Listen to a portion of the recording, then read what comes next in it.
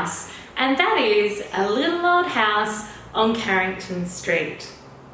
This is going to be officially a slow renovation, in that I'm going to renovate each room one at a time with my hands or the hands of my team, and we're going to slowly and piece by piece show you every single part of the decision-making process, the challenges, and from the get-go. It is going to be such a slow renovation, and you're going to be such a massive part of it. I'm actually moving my entire team into the house in its current condition. My marketing team, my ad team, my creative team, and my editing team are going to be on this journey with me every single day. Now, it's obvious from the images you can see this place isn't safe. For me to be able to move my team in here, I need to do a tiny amount of work so that it's safe for them. At the moment, it's not remotely safe. It is not structurally sound. It is full of contaminants of the nastiest kinds you could imagine, as well as the dust and the dirt and the coal dust and the spiders and the pests and everything else. So we're actually at day 2 here. Day 1 was yesterday, where we had an amazing spiritual healer come to the house, which I'm going to tell you all about later. And this is day 2. So day 2, I have my team coming on board to help me change out some doors, make the floor that I'm standing on safe, because at the moment I could fall through at any time, as well as get my team in this week to make it electrically safe. So I'm now going to take you on a personal tour and show you each of the spaces as they are, and what the first things are we need to do to make this place safe enough for people to come and work from here.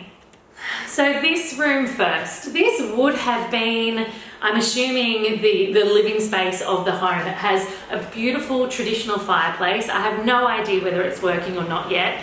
I'm not dared to touch the mantle, as I'm not sure whether it will fall off. At the moment in this room, we have some pretty interesting drawings on the walls. We have a floor that every second board you could literally fall through. We do have a working window for ventilation, which is great, but we have an access onto an area of the house from here that is not safe, not weatherproof, not secure, nothing. So I'm actually going to discount that and put an external door on this room. Naturally, as part of this, I also need a massive cleanup. Sometimes I will be using the power hose internally, otherwise I'm going to be using a big, powerful wet and dry vacuum to clean this up.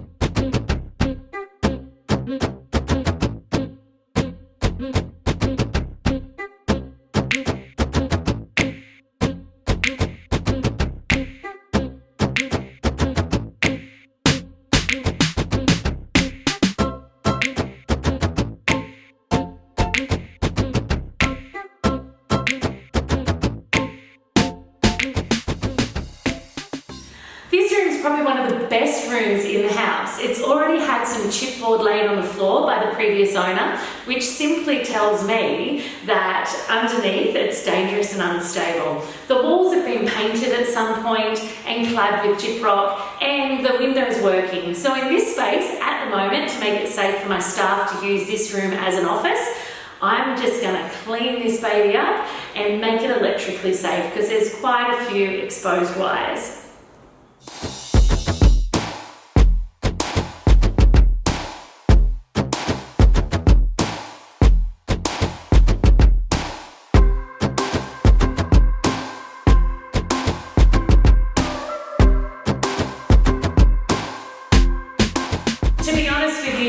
In all my years of renovating and over 100 properties, I've never quite seen anything like this. This room is quite visually disturbing and also in really bad condition. The floor falls away, the skirts are coming off the walls, there's gyprock on some walls over the render, there's render missing, there's holes through the walls into the hallway, electrical wiring is hanging everywhere. The window actually doesn't even have a frame around it, so it is a flapping pane of glass.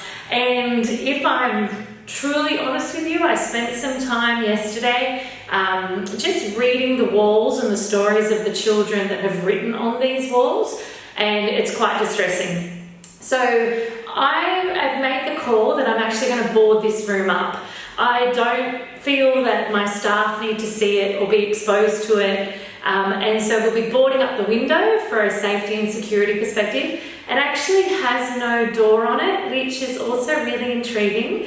And so I'm going to board that up as well. And then this will be a space that will be one of my first ones to tackle. But at the moment, I'm feeling like I want to spare my staff and my team, our team, the intrigue of wanting to come and read what's in here, and then letting them mind wander as to what really might have happened in this room. So we're going to board this up. Not a lot to say about that. Big sheets of ply over the door and big sheets of ply over the window. And then the next time you see this room will be when I am demolishing it and going to give it a pile of love, great energy, and a beautiful new life. Now this is the other front room of this property. It's really different to the second front room in that this has an external entrance, which I find interesting again. So it has a separate entrance which has a really thin, easy to kick in, not secure front door on it, as well as a window that I don't even think it opens. One of the most notable features in here is it has been battened and gyprocked. I actually think that this room was in use, but this floor is outrageously unstable. It has been boarded over by the previous owners or the ones before that, I'm assuming, as I have no doubt underneath it's all rotted. The floor drops, the floor has fallen away. In fact, when I first viewed this property, there was a water main just outside that corner which belonged to this home that had been continually leaking, and I would hazard a guess it had been leaking for years. This room used to have a very, very pungent, mouldy smell, and so my role over the next week is to bore some holes into this floor to let some of that moisture out, and also make sure I vent the room as much as possible, give it a clean up, and for now it is going to be a storage space. Now, this part of the house certainly sets a statement. Of what kind, I'm not sure. We have power hanging off the walls. There's an old alarm system. Why you would have one here, I'm not sure. An old veneered front door, a broken security screen, a floor that, so far I have checked, there's 3 levels of ply and timber over the top of it to make it safe to walk on. There's half rendered walls, render ripped off walls, which is a beautiful look, but the bricks haven't been sealed and they're shedding. There's termite damaged architraves. You name it, this is a war zone, and one that I am happy to be standing inside of. So for now, what I'm going to do with this space is I'm going to make it electrically safe, I'm going to give it a great clean up, and then I'm just going to sit with it. I think it's going to see a lot of traffic during the renovation, a lot of bumps, a lot of bruises, so this may in fact be one of the last spaces I do. So I'm standing in now what would have been the kitchen, I assume, or maybe the kitchen and dining room, but what you're seeing behind me here is literally all that is left of it. At the moment, this place is beyond making it safe to work in. So what I'm actually going to do is shut this section of the property off from the main house. The only reason that myself or any of the team would have to come through here will be to use the toilet, which is another story for you. But at the moment, we are just going to be cleaning this up, making sure it is free of contaminants, structurally safe to walk through, and apart from that, for just a couple of months, leaving this to be.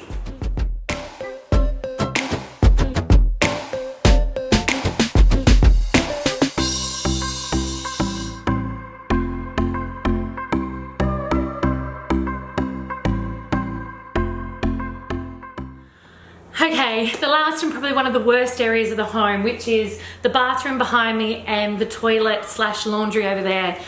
This without doubt is unbelievably structurally unsafe, and we do need to be able to use the toilet whilst we're working here over the next 6 months of this renovation.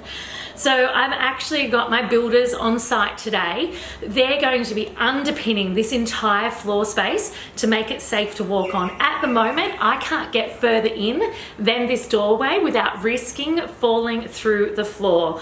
It's absolutely mind-boggling to me how the toilet has managed to not fall through the floor when the only thing holding it up is some old rotted floorboards. So once we've done that, I'll be boarding up part of this section because I really don't want my team or anyone who visits the site to have access to it.